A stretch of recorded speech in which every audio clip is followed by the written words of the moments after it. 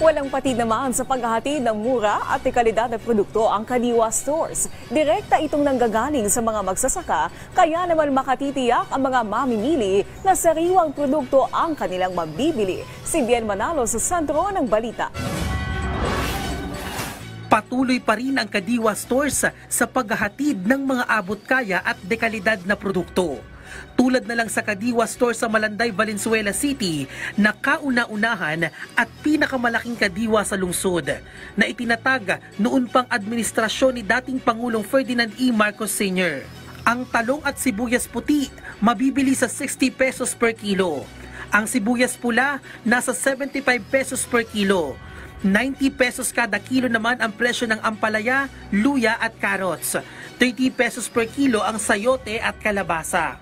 50 pesos naman per kilo ang kamatis na pampaganda ng kutis, gabi, repolyo at labanos. Ang pechay bagyo mabibili ng 40 pesos per kilo. Ang patatas nasa 100 pesos per kilo. Ang whole chicken nasa 180 pesos per kilo. Ang karning baboy, mabibili ng 330 pesos per kilo. Ang karning baka, 420 pesos per kilo. Ang galunggong, bangus, tulingan at pusita, mabibili ng 200 pesos per kilo. 130 pesos naman per kilo ang tilapia.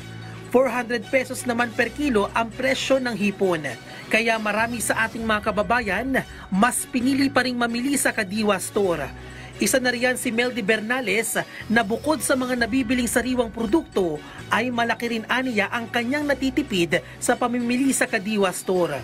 Mura po kasi dito sa Kadiwa, kaya dito po kami talaga namimili. Lalo na po mga gulay, fresh from minsan sa Biskaya galing, ganon.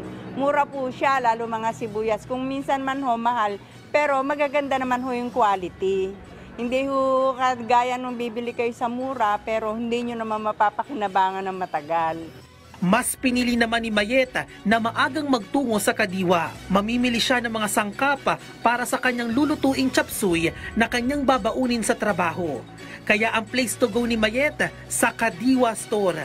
Nagtatrabaho po ako kaya kailangan ko pong mamili ng maaga, tsaka iwas siksikan, tsaka dagsa po ng tao. Mas mura po dito. Tsaka mas fresh po yung mga gulay pag dito namimili. Direktang nagmumula sa mga magsasaka sa iba't ibang probinsya ang mga produkto sa Kadiwa Store na malaki ang naitutulong sa kanilang kabuhayan. Payo naman ang ilang nagtitinda sa mga mamimili.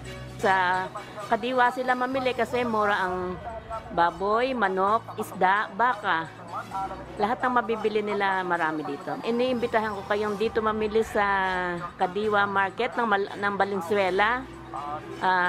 Makakamura kayo dito at makakatipid ng malaki. Sana po pumunta kayo dito sa Kadiwa. Mamili po kayo rito para lumakas po yung Kadiwa namin. Bien Manalo para sa Pambansang TV sa Bagong Pilipinas.